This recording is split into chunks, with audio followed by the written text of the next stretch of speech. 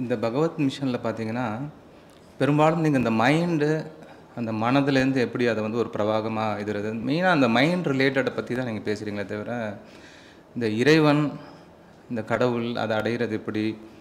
இந்த மாதிரி விஷயங்கள வந்து கொஞ்சம் தவிர்க்கிற மாரி தெரியுது. இத பெரும்பாலும் பார்த்தா இது ஒரு நாத்திக ஒரு சாயல் அடிக்கிற மாதிரி தோணுது. அது அது உண்மையா? இல்ல உங்களோட அனுபவத்துல இந்த கடவுள் இந்த மாதிரி எல்லாமே நீங்க கடந்து வரலையா?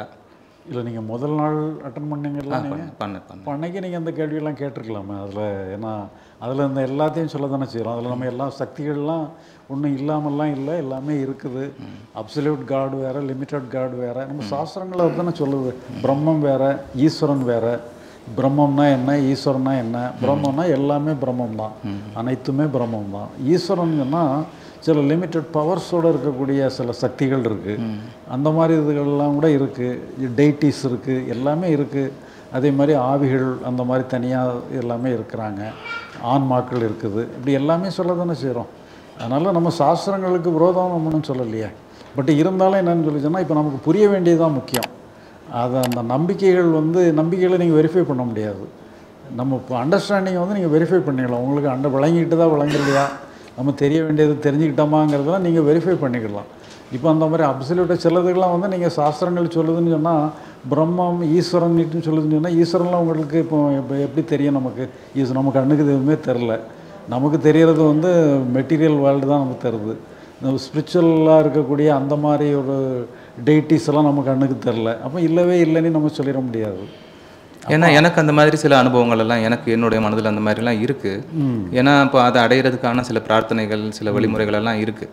ஸோ உங்களோட அனுபவத்தில் அதெல்லாம் நீங்கள் கடந்து தான் வந்திருப்பீங்க இல்லையா? ஸோ அது எங்களுக்கு வந்து அந்த மாதிரி இதுகளில் நான் வந்து ஆர்வம் காட்டினதே இல்லை. இந்த ஞானம் அடையணுங்கிறதுல ஆர்வம் காட்டினதுனால இந்த மாதிரி அனுபவங்கள்லாம் வேணும்னுட்டு டிமாண்ட் பண்ணதே இல்லை. என்னுடைய முயற்சியில் அப்படியே கிடையாது. ஆனால் அப்படியெல்லாம் இருக்குது, அந்த ஃபீல்டெல்லாம் இருக்குது. நிறைய பேர் அப்படியெல்லாம் முயற்சி பண்ணுறாங்க. என் கூட பயணம் பண்ணவங்களுக்கு நிறைய அனுபவங்கள்லாம் உண்டு. இப்போவும் நிறையா பேர் வந்து அந்த உடம்பை விட்டு வெளியே வந்தவங்கலாம் நிறையா பேர் நமக்கு தொடர்பில் இருக்கிறாங்க. அவங்களுக்கு ஏற்படக்கூடிய அனுபவங்களெல்லாம் சொல்கிறாங்க. அப்படி அதெல்லாம் நிறையா அப்படி அனுபவப்பட்டவங்களாம் நிறையா நம்மளோட இருக்கிறாங்க, தொடர்பில் இருக்கிறாங்க. பட் இருந்தாலும் நம்ம அந்த ஃபீல்டுக்கு போகிறதில்ல. ஓகே.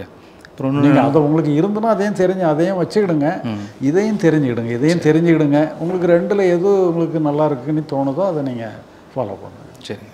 அப்புறம் என்னென்னா, இப்போ டோட்டல் மைண்டை பற்றி சொல்கிறீங்க. ஒரு பக்கத்தில் டோட்டல் மைண்டை பற்றி சொல்கிறீங்க. ஏன்னா அது நம்மளால் முடியாத சில விஷயங்கள் எல்லாம் வந்து டோட்டல் மைண்டை சரண்டர் பண்ண சொல்லிட்டு அது சம்மந்தம் சில மிராக்கல்ஸ் எல்லாம் நடக்கும் அப்படின்ற மாதிரி சில சொல்கிறீங்க. இன்னொரு பக்கம் என்னென்னா, கர்மா தியரி பற்றி பேசுகிறோம். சஞ்சித கர்மா. ஏன்னா நல்லது பண்ணால் நல்லது நடக்கும், கெட்டது பண்ணால் கெட்டது நடக்கும்.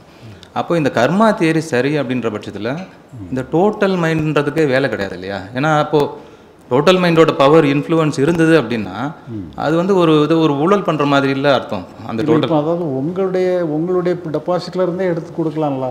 அப்போ சஞ்சித கர்மத்திலேருந்து தான் அது எடுத்து கூட கொடுக்கலாம். நாளைக்கு வரதை இன்றைக்கி அட்வான்ஸ் பண்ணி கொடுக்கலாம். அல்லது சில இதுகளை சப்ரஸ் பண்ணி வச்சுக்கிடலாம். வர வேண்டிய அனுபவத்தை அனுபவிக்க விடாமல் மோசமான அனுபவங்களெல்லாம் நிறுத்தி வச்சுக்கிடலாம். பெண்டிங்கில் வச்சு போட்டுடலாம். ஏதாவது ஒன்று பண்ணலாம் தானே. ஆனால் அந்த ஆர்டருக்கு தகுந்த அந்த இரையாற்றல் இந்த ஒழுங்குக்கு அகெயின்ஸ்டாக அது எதுவும் பண்ணாது, அப்படி தானே? ஆமாம். அதாவது ஏதோ ஒரு நீதிக்கு விரோதமாக அது எதுவும் பண்ணாது. நம்ம என்ன தான் பிரார்த்தனை பண்ணாலும் சரி, நம்ம கர்மால என்ன இருந்ததோ அதுதான் நடக்கும். உங்களுக்கும் நல்லதாக இருக்கணும், கர்மாவுக்கும் நல்லதாக இருக்கணும். அந்த மாதிரி ஒன்று. அப்புறம் சார், அப்புறம் சில விஷயங்கள் வந்து நான் நிறைய ஞானிகளை கடந்து வந்திருக்கேன், புத்தகங்களை கடந்து வந்திருக்கேன். நிறைய பேர் என்ன பண்ணுறாங்கன்னா, ஞானிகள் என்ன சொல்கிறாங்கன்னா, கதைகள் சொல்லி புரிய வைக்கிறாங்க. நிறைய பேர் பீர்பால் கதை சொல்கிறாங்க. நிறைய பேர் வந்து பார்த்திங்கன்னா சங்கரன் பிள்ளை அந்த மாதிரியான நிறைய ஞானிகள் வந்து கதைகள் யூஸ் பண்ணுறாங்க. அது அந்த நேரத்தில் படிக்கிறப்பையும் சரி, அது கேட்குறப்பையும் சரி, எனக்கு வந்து ஒரு சின்ன புரிதல் ஏற்படுத்துது. பட் ஆனால் அதுக்கப்புறம் என்னுடைய ரியல் லைஃப்பில் வந்து அது ஞாபகத்துக்கு வர மாட்டேங்குது. ஏதோ ஒரு பிரச்சனை வரப்போ பார்த்திங்கன்னா அந்த கதைகளோ எதுவும் ஞாபகத்துக்கு வரல.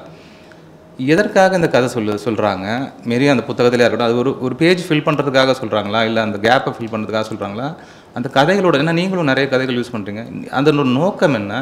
அதை விரும்பி தேர்ந்தெடுக்கிறீங்களா எப்படி? இல்லை, வெறுமனே சம்பவமாக நம்ம கருத்துக்களாகவே சொல்லிட்டு போனாங்கன்னா அது ரொம்ப ஹார்டாக இருந்த மாதிரி ட்ரையாக இருக்கும். இது வந்து கொஞ்சம் ஒரு லைவ்லியாக இருக்கிற மாதிரி ஒரு லைவ்லினஸை கொடுக்கும். அதுக்காக இதை வந்து கொஞ்சம் ரிலாக்ஸேஷனாக, ரெண்டாவது புரிய வேண்டியதுமே ஒரு சம்பவத்தோடு இணைச்சி சொல்லும் பொழுது அதை நம்ம அண்டர்ஸ்டாண்ட் பண்ணுறதுக்கும் ரொம்ப கஷ்டமாக இருக்காது. அப்புறம் இந்த இன்னொரு கேள்வி என்னென்னா, இந்த ஞானிகளோட வாழ்க்கை வந்து ஆஃப்டர் என்லைட்டன்மெண்ட்டுன்னு ஒன்று இருக்கு இல்லையா? இப்போது நிறைய ஞானிகள் என்ன பண்ணுறாங்கன்னா, ஒரு டேட்டு சொல்கிறாங்க, இந்த தேதியில் நான் ஞானம் அடைஞ்சேன் அப்படின்னு சொல்லிவிட்டு அவங்க சில சம்பவங்களை சொல்கிறாங்க. அப்போ அந்த நாளில் எனக்கு என்ன நடந்தது அப்படின்னா, நான் வந்து எல்லாமாவும் இருந்தேன். நான் ஒரு பாறைக்குள்ளே நான் இருந்தேன், ஒரு மரத்துக்குள்ளே நான் இருந்தேன்றாங்க. சில பேருக்கு வந்து ஒரு 360 டிகிரி எனக்கு விஷன் தெரிஞ்சதுன்றாங்க. பல்வேறு விதமான அனுபவங்களை அந்த ஞானம் அடைகிறத ரிலேட் பண்ணி சொல்கிறாங்க. உங்களுக்கு 2006 ரியலாக என்ன நடந்தது? அதுக்கு முன்னாடி நடக்காதது அன்றைக்கி என்ன நடந்தது ஆக்சுவலாக? அதாவது இதில் அவங்க சொன்னதெல்லாம் அனுபவம், எக்ஸ்பீரியன்ஸ், அது ஞானமே கிடையாது. இப்போ நம்ம வந்து நான் தியானங்கள் பண்ணிட்டு அந்த மாதிரிலாம் இருக்கும்பொழுது எனக்கு நிறைய அனுபவங்கள் கிடைச்சிது. எல்லாமே ஒன்றா இருக்கிற மாதிரி அப்படி இப்படிலாம் இருக்குது. நான் அதை கூட முதல்ல அதுதான் ஞானம்லாம் நினச்சிக்கிட்டு இருந்தேன். அதனால் அதுவெல்லாம் அனுபவம் சார்ந்தது. ஞானங்கிறது அப்படி கிடையாது. நீங்கள் உங்களை கம்ப்ளீட்டாக கீழே போட்டுறீங்க. இது சரணாகதி தான். சரணாகதியில் வந்து உங்களுக்கு நீட்டு ஒரு இயக்கமே கிடையாது. உங்களை கீழே போட்டுட்டீங்கன்னு சொன்னால் இயக்கம் அதுவாக இயங்கும். ஏன்னா நீங்கள் வேலை இல்லை. இப்போ நீங்கள் வந்து டிரைவர் சீட்டில் நீங்கள் உட்காந்து ஓட்டிக்கிட்டே இருக்கீங்க. ஓட்டிக்கிட்டே இருந்ததுக்கு பிறகு வண்டி ஓடிக்கிட்டே இருக்குது.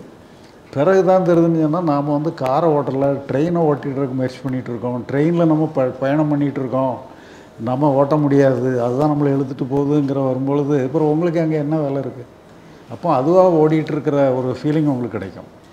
அப்போ அந்த அதுவாக இதுதான் வந்து அதுதான் அந்த ஒரு மாற்றம் தான் ஏற்பட்டது. அந்த ஒரு நாளில் நடந்தது.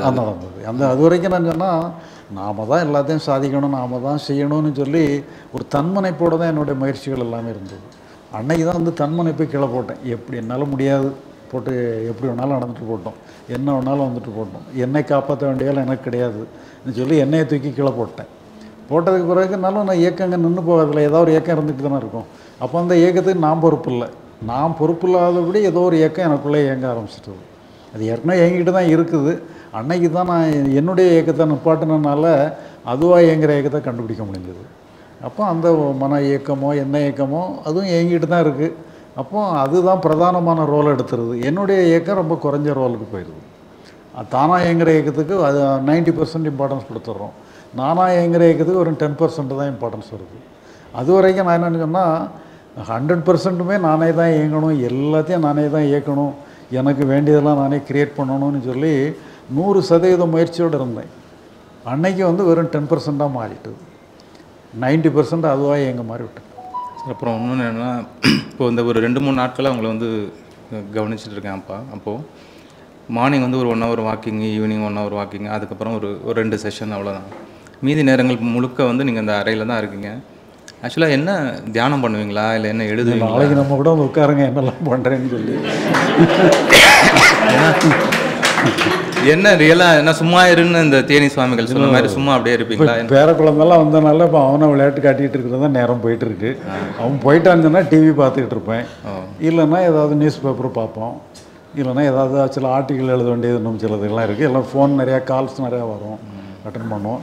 இது வந்து ஒரு சராசரியாக நமக்கு வந்து நான் ஞானின்னா ஸ்பெஷலாக ஏதாவது ஸ்பெஷலாக வேலை கிடையாது. நீங்கள் வந்து யோகிக்கான வேலைகள் நிறையா இருக்குது. யோகிகளுக்குள்ள வேலை வேறு, ஞானிகளுடைய வேலை. நாங்கள் என்ன பண்ணுறோமோ அதுதான் நீங்களும் அந்த மாதிரி. இங்கே நம்ம என்னன்னு சொன்னால் மொத்தத்தில் நானாக பண்ணுறேங்கிறதோட அது ஒரு ஆறாக போகிறேங்கிற மாதிரி வச்சுக்கலாம். அந்த வெறும் 10% தான் என்னுடைய வேலையாக இருக்குது. இப்போ டிவி பார்க்கணுன்னு தோணுச்சுன்னா பார்த்துருவீங்க, அவ்வளோதான். சாப்பிடணும்னு தோணுச்சுன்னா சாப்பிடுவீங்க, பேசணும்னு தோணுச்சுன்னா பேசுவீங்க. அந்த மாதிரி அதுக்காக நம்ம வந்து சாப்பிடணும்னு தோணும் போதெல்லாம் சாப்பிட்றதில்ல, அது ஒரு முறையாக தான் சாப்பிடுவோம். சில ஒழுங்குகளை பின்பற்றி தான் பண்ணுவோம். எப்போ வேணாலும் என்ன வேணாலும் பண்ணலாங்கிறது இல்லை. இப்போ ஒரு சராசரி மனிதனோட வாழ்க்கை தான் இப்போ நீங்களும் நிச்சயமாக அதான், அவ்வளோதான், அதான் கரெக்ட். நானும் என்னன்னா ஞானின்னா ஏதோ வானத்தில் இருப்பாருன்னு தான் நினச்சிட்டு தான் இருந்தேன் நானும். இப்போ நம்ம கண்டுபிடிச்ச பிறகு தான் அவர் தரையில் தான் வாழ்கிறாருன்னு கண்டுபிடிச்சோம். சரிங்க, ரொம்ப நன்றிங்க. சரி. ஸ்ரீ பகவத்தையா அவர்களின் 3 நாள் ஞான முகாம் டிசம்பர் மாதத்தில் நடைபெற உள்ளது. நாள் 27/12/2024 வெள்ளிக்கிழமை காலை 8 மணி முதல் 29/12/2024 ஞாயிற்றுக்கிழமை மதியம் 3 மணி வரை நடைபெறுகிறது. இந்த வகுப்பில் அகம் புறம் என்றால் என்ன, மனம் புத்தி என்றால் என்ன, ஆன்மீகம், கர்மா, தியானம், ஞானம், முக்தி என ஒரு மனிதன் மகிழ்ச்சியாக வாழ தேவையான அனைத்து விஷயங்களும் சொல்லித்தரப்படுகிறது. இந்த வகுப்பில் கலந்து கொள்ள முன்பதிவு அவசியம். ஆன்லைனில் பதிவு செய்ய www.sribhagavat.com பதிவு செய்து கொள்ளுங்கள். ஆன்லைனில் பதிவு செய்ய தெரியாதவர்கள் தொலைபேசி எண்ணில் பதிவு செய்து கொள்ளுங்கள். 9992219065 முன்பதிவு செய்து உங்கள் வருகையை உறுதி செய்து கொள்ளுங்கள்.